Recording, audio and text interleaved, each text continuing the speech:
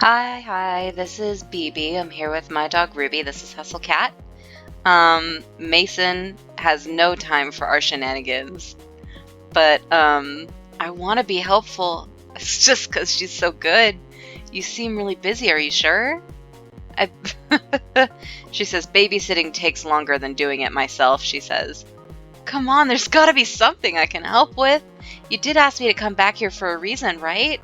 To save you from Reese. Yeah, obviously. If you insist, carry those boxes out. She gestures to a pile of collapsed cardboard boxes sitting by the kitchen door. They're all much wider than my arms can go around, and about half my height. What the heck are these shipping in here, horses? Roger, we say, which is the nerdiest fucking answer. Out where? Out back, throw 'em wherever, she says. You can count on me. I should hope so. No time for insignificant details like logistics or arm strength. I'm gonna do it. I try to wrap my arms around the flattened boxes, but I was right. My fingertips barely touch either side. I can't just pick them up in my hands either. They're too thick to grab from the top. Maybe if I balance the boxes on my feet like so, and brace it with my hands like this? There. But how do I walk out the door like this? I guess I could just waddle. Ha! I start at a rough, sudden noise behind me. The cardboard slips from my hands and cascades to the floor in a floppy, boxy avalanche. Ugh! The sound happens again. I turn around, and though Mason is facing away from me, I can see her shoulders shaking ever so slightly. Is she laughing? I mean, it probably does look pretty pathetic. I fucking love it. She's like, this loser. I can't believe this. But I didn't think she'd be the type to even know how to laugh. She seems like she'd get mad at me for goofing up. Use twine, she says. Right there on the counter. Wrap 'em. Oh. Yeah, whoops, there's some twine right there. With some effort, I collect the boxes again, then loop the twine around them a few times. She's totally right. Now I just have to grab the string and I can drag them out. You look like you're gonna hang glide on those, she says. Maybe if the wind kicks up, I'll give it a shot. Ha! Pause for water. Stay hydrated. I look over and even Hayes is laughing a little. Wow, we're so pathetic. We got the two most nervous, stone-faced, joyless people to start laughing. So, good job us. We cracked that shell. I look over and even Hayes is laughing a little, though when I shoot him a quick smile, he hurries back to the sink and resumes scrubbing with fervor. These two are tough customers, but I'll bet they're not so bad once you get to know them. Those are my favorite kind, and I'm gonna do just that, hopefully. Anything else I can lend these muscles to today, we ask. Got plenty of muscle of my own, she says. I fucking believe it. Oh, okay. Well, let me know if you need anything, if you need any help. She says, I guess I should find where Landry ran off to. He's training me today, after all. I think he went upstairs. Dramatic zoom. I head over to the foot of the staircase, but a cat has taken station right in my path. It's sleeping belly up, stretched out to nearly the whole width of the step. Buddy, that's real cute, but it's dangerous to sleep. Oh, hold on. It's not dangerous to sleep. Oh no, Freddy Krueger's coming for you. Buddy, that's really cute, but that's a dangerous place to sleep. It doesn't dignify me with a response. Instead, the fat orange cat shimmies in place to settle itself down even more. Gently, I nudge it to see if I can get the cat to move. Someone's gonna trip on you if you don't move. That's not gonna be fun for either of you. It opens one eye into a thin slit, then makes a murmuring noise and flicks its tail. This little tiger isn't going anywhere, is it? Are all the cats here this spoiled? Guess I'll have to pick it up and move it myself. I lean over to scoop it up, but as I do, a tiny orange and white bobtail cat whizzes past my feet. It stops on the step below the sleeping cat, then raises one paw and bats the other cat squarely on the forehead. The sleeping cat wakes up and hops to its feet. It looks angry. Am I gonna have to break up a cat fight? Hey, you two. The bobtail flattens its ears and stares intently at the orange cat. They both perk up when they hear a voice from above. Is Hash Brown sleeping on the stairs again? Says Landry. The orange cat, Hash Brown's, I guess, trots away. Landry works his way down the stairs, eyes on the bobtail kitten. Was it really necessary to smack him? You should be nice, he says. The bobtail turns its head away in a wide arc, almost as if it's giving an okay, whatever in response. It lazily struts over to the window and takes up sentry. That cat's name is Hash Browns? He says, yeah, Graves names all the cats here. He comes up with some interesting ones. We say, what are some of their names? He says, well, at this moment there's Ramona, Shunsuke, Kotick. I'm sure these are references to shit. Whatever. Owl, Bramblepelt, that's, warrior cats.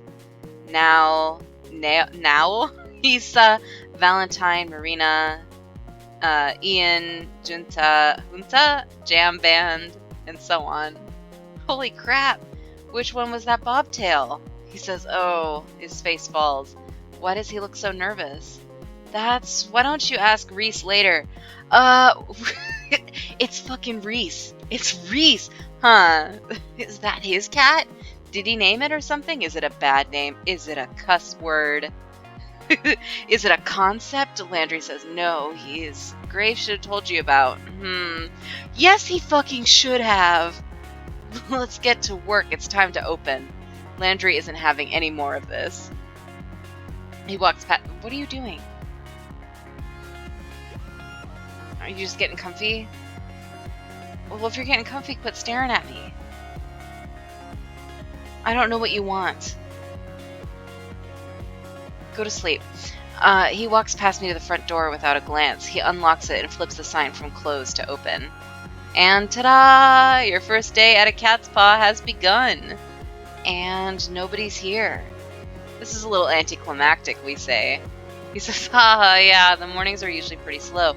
At a cafe? I guess it is a cat cafe. It'd be a place where you probably want to spend some more time, but it might pick up later. It didn't. At all day. Oh well, sure, a few people came in, and Landry had me wait the tables while he supervised. It went pretty well, and I made a couple bucks in tips, but that was it. Finley came down a couple times to check in, and I saw Mason and Hayes every time I went in the kitchen, but I didn't see Reese at all. Reese's bobtailed cat, on the other hand, was all over the place. I think I see why he'd take a shine to this one. They're both complete hams. Not that I mind that it was slow, it just meant I got to play with the cats more. Sorry, I got distracted by ham, because then I thought pig, and then I was like, what would cat meat be called? And then I got upset, so that's where we're at. There are like 10 of the cats here, maybe? I can't get a solid count on them. They seem to vanish sometimes. Looks like there are a lot of areas around here for them to hide. Landry says, thank you for your help today, Avery. Landry, Finley, and I just finished wiping down the tables. Mason was gone before the cafe closed. I don't know where Hayes went. Finley says, so, how'd you like it? Is it always this quiet? I mean, not that I'm complaining. She says, not always. Tomorrow should be busier for sure. I've got plans. Landry says, oh, we should get here early then, huh? Finley says, don't say that like you aren't always early. Oh, he works hard for the money. He works hard for it, honey. I'm sorry. I'm full of these today. Avery says, I have to come in earlier? Landry says, don't worry too much about it, Avery. Just show up at your regular time. I don't have a regular time yet. I've had a first time. We say, okay, thanks. I can't imagine what busy means here. What, like 6 people in here at the same time? Finley says, I've got a little more work I want to do on the blog, so you all go ahead. I'll close up if Graves doesn't get here to do it. Landry says, oh, thank you. Avery, you can head out. We say, thanks. Are you leaving now? I could walk with you. Hint, bitch. Landry says, I'll be out in a bit. You go on ahead. That's a no. Oh, all right. See y'all tomorrow. Poor Avery. Like 90% of what Avery says is like, oh, okay, okay, night, they say. There we are.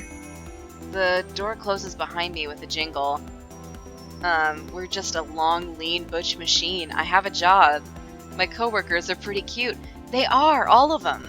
I got to play with cats. And if this works out, I should be able to afford a place of my own soon. Wait until my parents hear about this. I'm a success story. I'm feeling pretty good right now, but I can't help giving a little celebratory fist pump. All right. I think I just heard someone snort a laugh behind me. I thought I said that pretty quietly. I turned around to see who it is, but there's nobody there but a cat. There's 2 cats, actually. Cats from the cafe. I definitely recognize the Siamese. Oh yeah, and then this must be the bobtail. I say as if I haven't played this game before. Sorry about that. Reese's... when I first played, I did not know what they were. I was like, okay, I believe you. Reese's cat and the Siamese cat, to be precise. Crap, how did they get outside? Did I let them out when I left?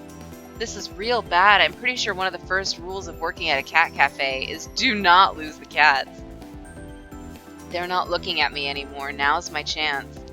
I start creeping towards both cats. These two, I can see how they would have complementary personalities, but at the same time, I imagine there'd be a lot of friction with just how loud Reese is, but who's to say? If I move too suddenly, I might spook them. I can only make it a few steps before I see the bobtail's ears swivel back to face me. Without turning the rest of his head, it takes a springy leap and heads down one fork in the road. The Siamese cat continues down the same path, as casual as anything. I can't get them both, but I need to get at least one of them. I better decide who to go after. Well, the Siamese cat seems easier to catch. So let's go. The bobtail is onto me, clearly, but the Siamese cat hasn't picked up on it yet. My best chance now is probably to follow the Siamese. It's gotten kind of far down the path. I better pick up my pace to catch up. I try to mimic those long strides Landry always takes to cover more ground, but that doesn't work out so well. Jogging's gonna be easier. Or not. My feet are falling harder on the ground and the cat notices. It's going faster now, so I better pick up the pace. I break out into a full run to follow him. He definitely knows I'm there now, but it doesn't matter. I have bigger legs. I'm big and he's little, so I'm right and he's wrong. So I'm gonna catch up sooner or later. I'm a pretty good runner. I finally close the gap between us. Suddenly the cat screeches to a halt and jerks around to face me. Avery, stop it! The music stops. What? Why are you chasing me? This cat's fucking talking to us. Because you got out. Wait, what am I saying? What are you saying? How are you saying? This game, as I said, is a wonderful nightmare. The cat says, it's me. We say, me? Hayes. Last I checked, Hayes was a guy with glasses. You didn't seem like the pranking type, Hayes. The Hayes cat is puffing up like a dusting brush. I feel bad this cat's getting caught up in whatever shenanigans they're trying to put me through right now. This seems like it should be against work procedure. I enjoy how Avery's immediate instinct is to argue with this fucking talking cat. Another cat says, he's telling the truth, Avery. The voice comes from behind me. I whirl around to see Landry, but he's not there. Down here. Readjust my gaze downward. Oh, come on! Landry says, no, this isn't a joke, Avery. Landry cat takes a few steps past me and sits down in front of Hayes cat. Even as a Maine Coon, his gait is long. No, come on. No, no, no. What a nightmare.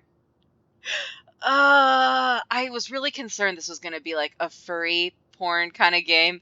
It's not. It's pretty fairly innocent and cute. So it's okay. We can all breathe. We can power through. He says, Graves didn't tell you? We say, tell me what? That you're all secret cats? That doesn't make any sense. This is the dumbest thing I've ever heard. Landry says, I'm sorry, Avery. I thought he told you. Is that why you two were acting weird? You were keeping something this bonkers a secret? It's not easy to talk about. I would not assume that this is real at this point. I assume I need to go to the hospital. Or that they put like a speaker on the ground. Hayes says, whenever we leave the cafe grounds, we turn into cats. I'm surprised to hear Hayes pipe up, of all people. All cats. Cat people? Cat People is a movie, I think. It began around the time we started to work here. Graves calls it a curse. A curse? A curse? This is too much. Though I don't know if everyone thinks of it that way. But wait, everyone? Is everyone at the cafe a secret cat? Yes. Graves too? Nobody has seen him as a cat, but it seems safe to assume. Am I gonna turn into a cat? Landry isn't even looking at me anymore. He's avoiding eye contact as hard as he can. They're going to break us some very bad news in the next episode. Thanks for watching. Bye.